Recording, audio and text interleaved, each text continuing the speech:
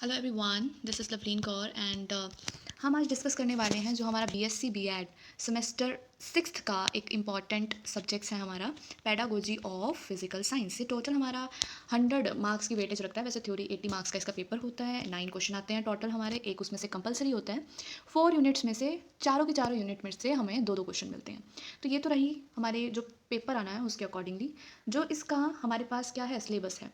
Unit 1 में हम क्या डिस्कस करने वाले हैं? यूनिट 1 में हम डिस्कस करने वाले हैं nature of science, curriculum development. ये सारी चीज़ें हम डेवलप करने वाले हैं, लर्न करने वाले हैं या जानने वाले हैं।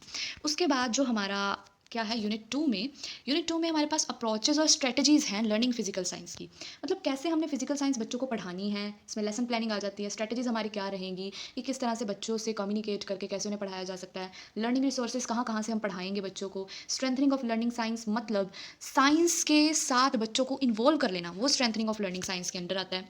तो सेकंड यूनिट में हम ये सब पढ़ने वाले हैं। उसके बाद यूनिट थर्ड में है हमारा pedagogic aspects in teaching and learning physical science. अब pedagogy aspects of learning and teaching में क्या आएगा कि पेडागोजी मतलब हमारी टीचिंग स्टाइल कैसा होना चाहिए। इसमें पर्टिकुलर हमारे पास क्या आएंगे, हमें दिए होंगे कि टॉपिक्स दिए होंगे बेसिकली, और उसके बारे में हमने पढ़ना है कि क्या इसके अंदर मैटर आएगा, किस तरह से हम ये पढ़ा सकते हैं बच्चों को, और ये सब कुछ आएगा।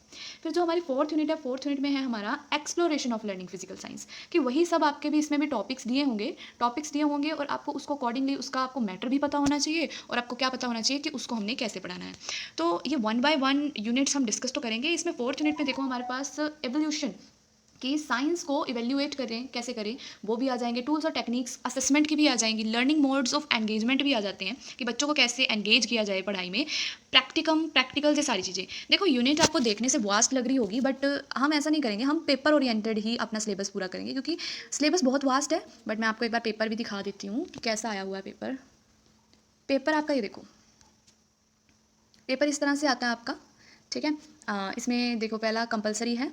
कंपलसरी के बाद हमारे पास यूनिट 1 में से ये देखो नेचर और ये एनसीएफ 2005 इंटरडिसिप्लिनरी एरिया, ये सारी चीज़ें आ रही हैं, ठीक है। उसके बाद हमारे पास यूनिट 2 में से भी हमारे पास ये स्ट्रेटजीज़ में से क्वेश्चन आया हुआ है, ये वाला क्वेश्चन, और ये हमारा लेसन प्लान में से क्वेश्चन आया हुआ है।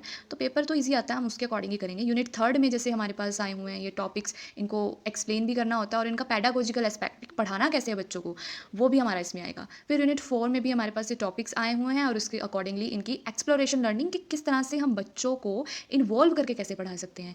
2 तो मतलब इस तरह से आपका टॉपिक है। ये टॉपिक क्या, ये आपका सब्जेक्ट्स है, क्या है, फिजिकल साइंस। ये हमारे पास बायो के बच्चों के पास भी होता है और नॉन मेडिकल के बच्चों के पास भी होता है।